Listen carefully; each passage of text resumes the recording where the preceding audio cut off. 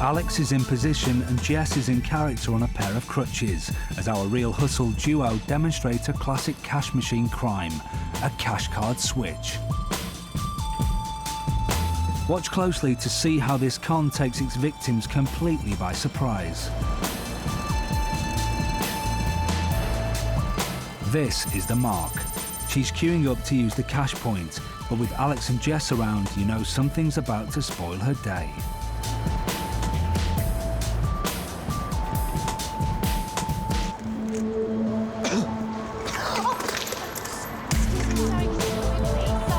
Jess in distress is hard to ignore, and the mark does what most of us would do.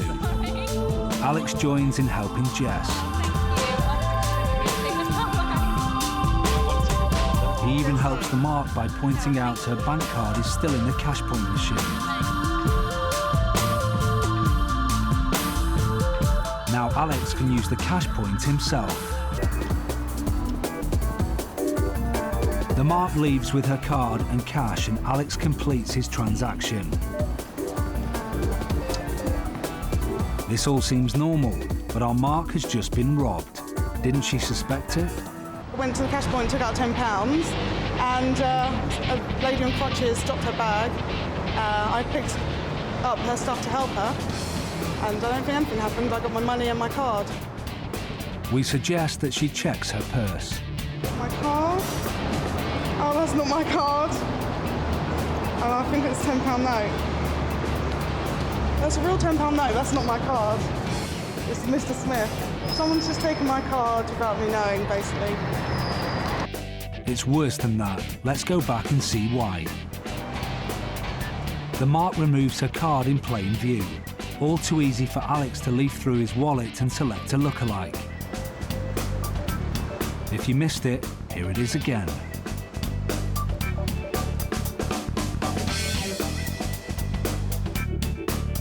Alex is watching over the mark's shoulder as she inputs her PIN. This is shoulder surfing. Now it's all down to timing. Alex waits for the right moment to give Jess the cue to cause a distraction. As the mark turns to help Jess, the card pops out of the machine and Alex swaps it.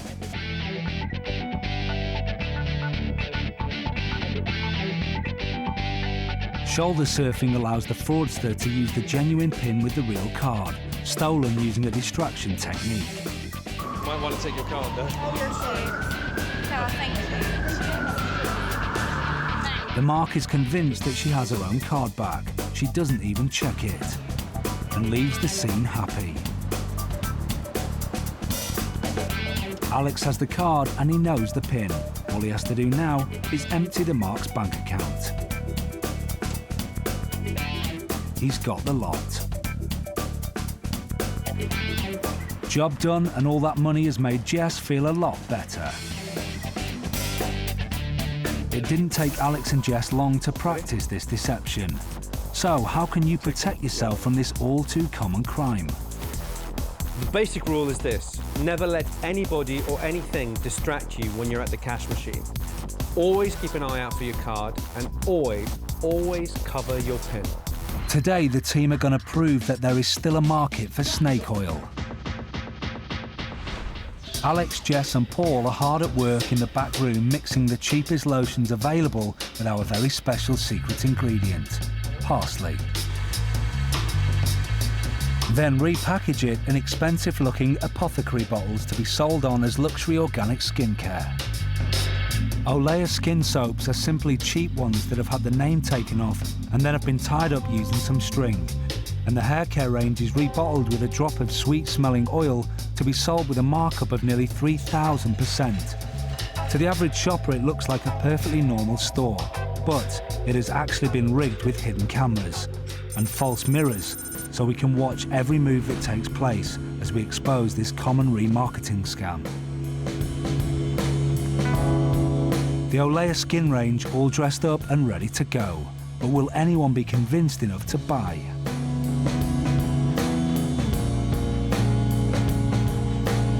The snake oil scam is so clever because it activates our stereotypes. So It stops us from looking beyond the surface. So we see bright coloured bottles, we see flashy coloured bottles, and we assume that they contain good things. This is something that con artists exploit to part us with our hard-earned cash. Excellent. Olea Skin is open for business, ready to serve their repackaged fake organic products to any passing punter. Hello, how are you? First impressions are important, and she is soon won over by Alex's sales patter. One of my most popular products has been this moisturiser, because it came These in are all fresh moisturising creams. last night. They're all put together by hand. And this came, have a try. The revitalising moisturiser. It's got an ingredient called Petroselinum crispum, and it's this little herb that grows up in the mountains of Tuscany. Actually, Petroselinum crispum is simply the Latin name for parsley, but at least it sounds impressive, and every lotion needs a secret ingredient. It smells good, doesn't it? I think it smells very nice. This is a fresh batch that we've just got in today. Jess is speaking the truth. She bought a vat of it first thing this morning from the market. Although Petroselinum crispum is hard to get, there's an endless supply of it. I mean, we can just keep making this stuff. So altogether, that's £12, please. Great. So, our first customer of the day has bought a luxury shampoo and conditioner for £12. She thinks she's got a great bargain, but the actual cost of producing it was just 40p. That's a massive markup of 3,000%. And it's not just women who are interested in Olea Skin products. Hand lotion, because my hands seem to get a bit dry. Oh right, we do a body lotion which also doubles up into a hand lotion as well. It's got beeswax extract as well, which is great for chapped skin, and it helps with the blood circulations in your hands, so it will rejuvenate your cells and make it a lot smoother. It's also great for wrinkles, but it will be great for wrinkles though as well. So, with a little flattery and some pretty packaging, this customer has bought a tub of £6 parsley hand cream that actually cost 27p to produce. Throughout the morning, there's a steady run of customers who are more than happy to part with their cash for this economy-class scent at first-class prices. Thank you ever so much. Thank you. Bye-bye. Great, thanks, bye-bye. The team can't believe how well it's going. It's another easy sale as she buys an £8 face cream that's actually a jar of cheap grease worth just 30p. I think we need to refill the moisturiser. Okay, reset, there's more coming. Paul's job is to replenish the stocks, and he's going to have to work fast as the customers just keep on coming. The women are keen to try, but will they buy? Alex's silver tongue gets to work. It's all got an active ingredient called Petroselinum crispum, which is this plant that grows up in Italy.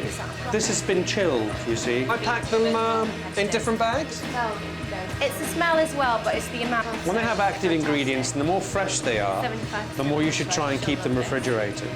The sales start to roll on, and Paul is struggling to keep up with the demand. The receipt. I think very good value for money, especially because it's like allergy tested, organic. So I think it's very good price, £6. They said the products were made all on a farm somewhere in England, and I like that idea as well.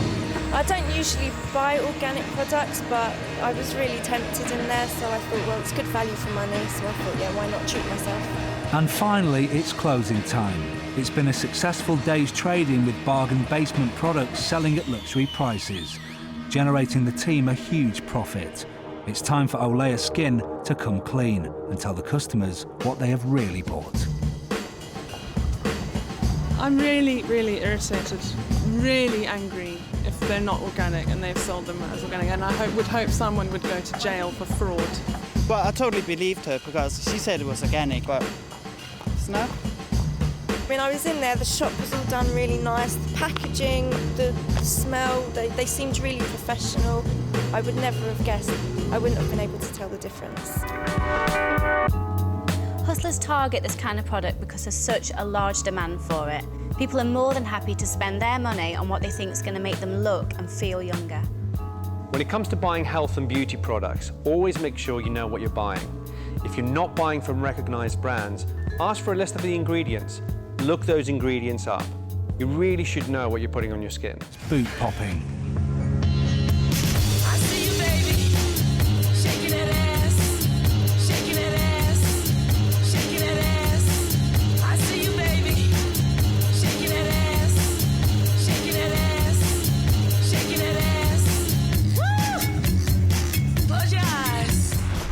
team know the timing of the lights and that they hold on red long enough for them to do their work. Jess waits on the traffic island for a mark to come to her. Alex watches from the side. Paul keeps the engine running. He's parked the van facing up the road, whilst prospective marks will be travelling down the road. This improves his chances of a clean getaway. This scan relies on being able to completely distract the victim. A cheeky top and cheerful chatter will hide Jess's darker motive of distracting the mark, so Alex can do his work undetected. A car arrives and is trapped by a red stoplight. Jess launches into her act on the captive mark. Hi, I'm collecting for the local church charity, so I'm just going to clean your windscreen for you because it's a little bit dirty, but don't worry, it won't be too long. So any donations that you have will be much appreciated. Anything from like £1 or £2 or anything. As Jess crosses to the driver's window, Alex takes his cue to go in. The mark hasn't seen what Alex is up to. He trawls for any valuables. Alex has got lucky. There is a suitcase and a handbag. The driver still hasn't noticed that she's being robbed. The bags are loaded and it's time to go. The lights change and Jess waves a friendly goodbye to the victim that she has helped to rob. The driver hasn't got a clue as to what has just happened back at the lights.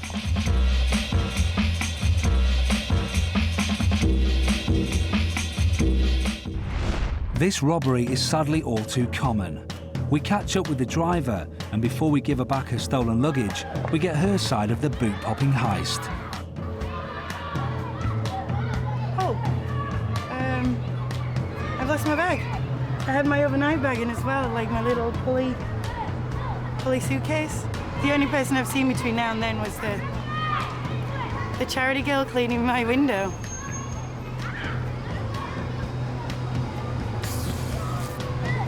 Unless she had an accomplice. Car crime makes up over 20% of all recorded crime in the UK each year. So how can the motorists protect themselves from this particular type of theft? Even when you're driving, try to be security conscious. Never leave any valuables on show in your car. And remember that if your doors are unlocked, the likelihood is that your boot is unlocked too. So if you have the options to change the settings in a car, make sure you do so and lock your boot. A card catcher.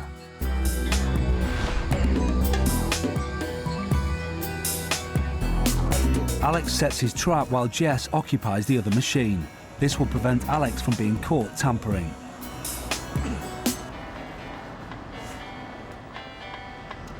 Now they wait for a victim. In a shopping area, it's only a short time before someone wants to use a cash machine. This is the mark. He doesn't know it, but in a few moments his account will be raided by Alex and Jess.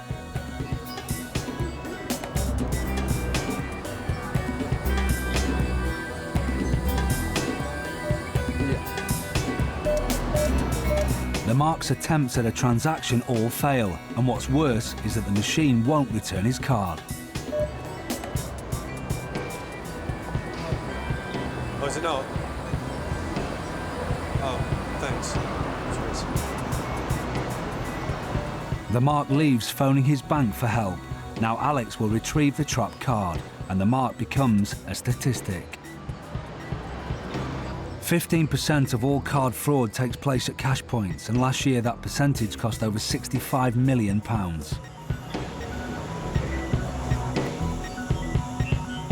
Alex has cashed up so he and Jess can move on to their next victim. Let's go back to see how it was done. Alex needs to get hold of a customer's bank card, so he uses a card trapping device. Normally when you use a cash machine, your card is sucked inside the mechanism, so it can read the details on the magnetic strip. What Alex does is insert a card catching device that sits inside the ATM's card slot. When a card is inserted in the slot, it gets caught inside the card catcher and stays there until Alex comes along and removes the device and your trapped card. It only takes a few seconds for Alex to insert the card catcher into the slot. To the casual eye, it looks the same. Only in a side-by-side comparison is the difference apparent. Jess stays at the other cash machine so that the mark is forced to use the tampered one. Alex needs to know the mark's PIN, so he shoulder surfs the mark and uses his mobile phone to record the PIN as it's entered. With his card trapped in the machine, the mark gives up and leaves. He unwittingly plays straight into Alex's hands, as there is now nothing to stop him from retrieving the loop containing the card.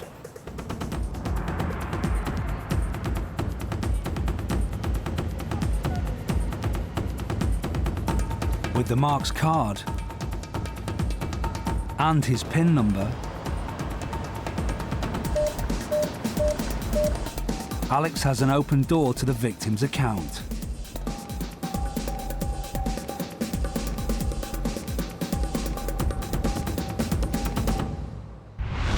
When you're going to use a cash machine, before you put your card in, have a good look at the machine itself. Are there any devices that have been stuck on, especially around the card area? If you see anything suspicious, don't use the machine, alert the authorities. If you're going to use a cash machine that's attached to a bank, try and use the one that's located inside the bank. And when you're using a cash machine, always cover your PIN. Once you suspect you've been caught out by a card catcher, you should report it to your bank and the police. Don't try and get it back out, because often there's several of these criminals waiting just around the corner, and that card's worth money to them. They want to get it. Then car clamping.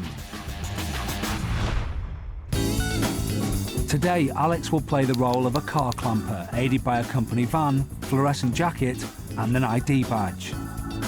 Jess is going to be the convincer, and the whole scam relies on her putting in a convincing performance as a clamped motorist. Not only must she play the victim, but she must also side with the mark, lure them into a false sense of security, and persuade them to part with their cash. Paul has parked his car and texts Alex and Jess the directions. For this con to work, there needs to be a ticket machine and a space near Paul's car for a mark to pull into. They find the road and park up behind Paul's car. Now they just have to wait. It's not long before someone spots the space and pulls up. This lady has unwittingly become the mark. She checks the ticket machine. It's after 5 p.m, so she should be okay. The mark is gone, it's time to get to work. Alex will clamp the mark's car and Paul's car. Jess will pretend that Paul's car belongs to her. She quickly puts up a notice informing drivers that parking here is suspended and anyone who fails to comply will be clamped and fined.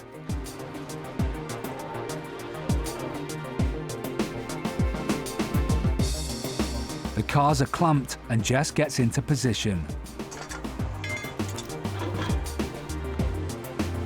A few finishing touches and everything's in place. Now they just have to wait for the mark to return. The mark returns and Jess swings into action. Excuse me, have you done that? Excuse me? Have you put the clamp on my car? Yeah, Why? you're not allowed to park here. Don't be It's a parking ridiculous, space. it's a tiny sign. I'm sorry, there's a very clear sign. Well, what am I supposed to do now? Well, there's a fine you have to pay, and once you pay it, I can come round and get them off. How much is the Yeah. fine? Fine's 120. Is this your car?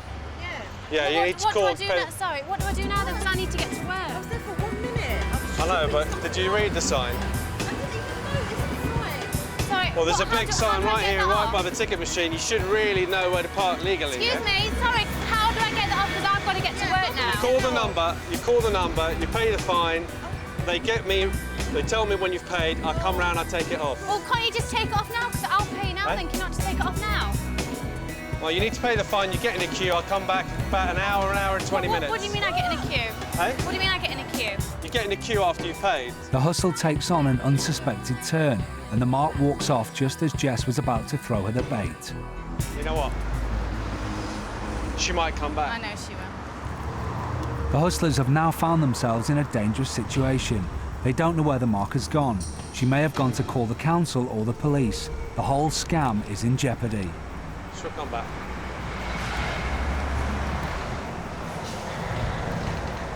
coming back, she's coming back. The mark returns and the con is back on track. She went to get a friend for moral support. This isn't good for our hustlers. A person with a clear head could potentially put a stop to the scam.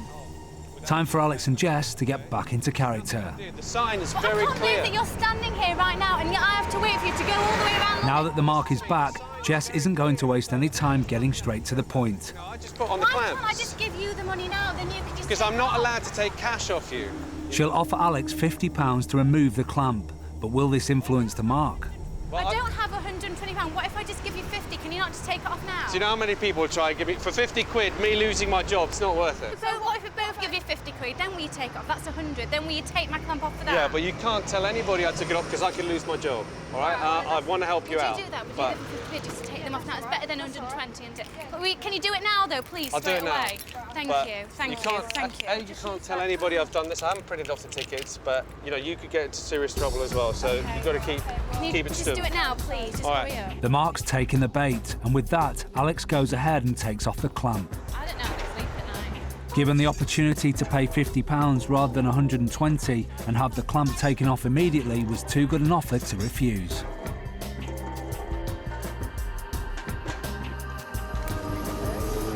All right. Are you sure there's no ticket? Then you haven't There's put no anything ticket. through? There's no ticket. Thank fine. you. Thank you. All right. Thank But you better move your cars now I know. because somebody else might clamp you. With the clamp off, the mark is overcome with relief and more than happy to pay Alex his £50. She doesn't waste any time hanging around and makes a quick getaway with her friend. With it being this easy to make £50, Alex gets straight back to work. By clamping another unsuspecting motorist, he can start his scam all over again. Come and park here, I dare you. The scam works because the victim in the end thinks they're getting one over the authority figure. They've been offered the opportunity to pay a lesser fee, therefore for them it's a victory. I parked my car there for literally like 2 minutes. I didn't notice the sign on the back of the pay and display thing saying you're parked here illegally. I came back and I had a clamp on there. How does the mark feel when she finds out she's been conned and Jess played an integral part? She was in on it.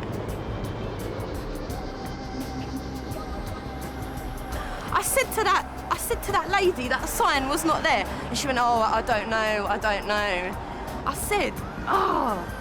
Went down there, I told my friend, I was like crying. I was like, I just got clamped, I can't believe it. I was just... And then the 120 quid, I thought, does it really cost that much to get your clamps taken off? And then he said, oh, I'll do it now for 50. So I was like, all right, I'll just give you the 50 and get it taken off now.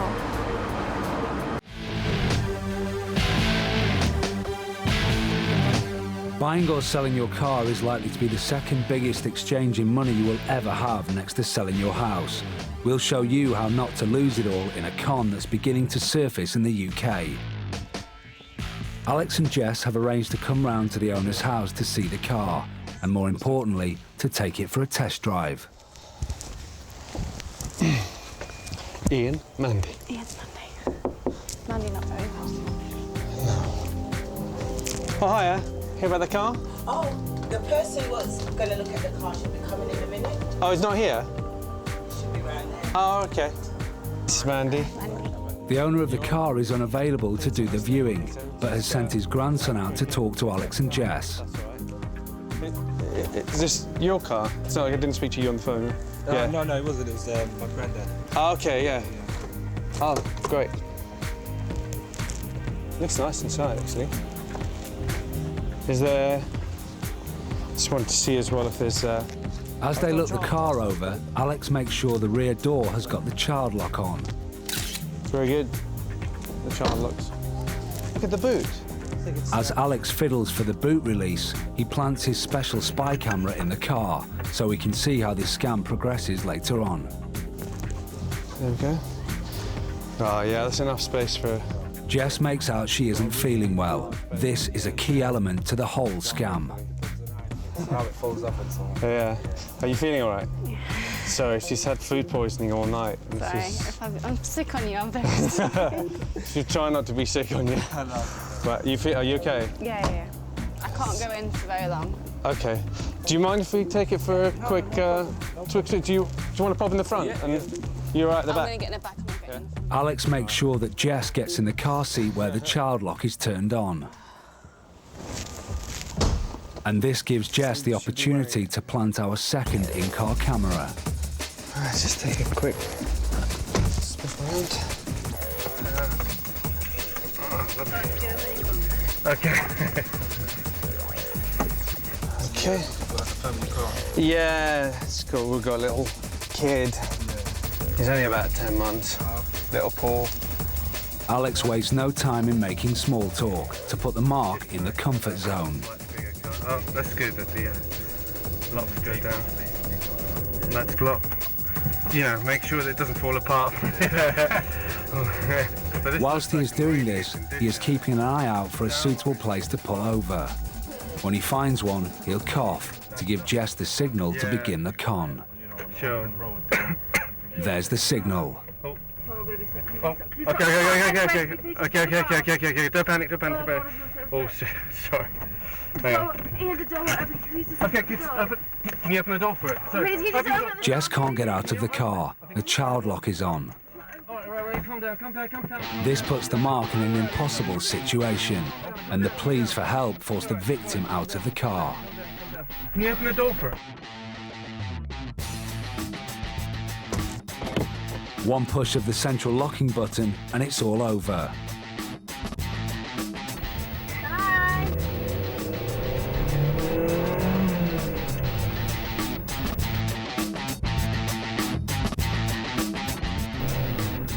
They've got away with a 20 grand car for less than 10 minutes work. It all started as a favour to his grandfather, taking a test drive in an expensive car. And within 400 yards of his home, he'd lost it. The way they did it was just so simple, yet it actually gets you out of the car. So, what advice is there for doing that test drive? Ask more questions before we get in the car and so on like that. You know, because they just came from nowhere. I didn't know I think he told me his name. Basically, I didn't ask that many questions and I would have brought someone else with me. If you're taking people for a test drive in your car, but for some reason you have to stop, then make sure you take the keys out of the ignition before leaving the vehicle.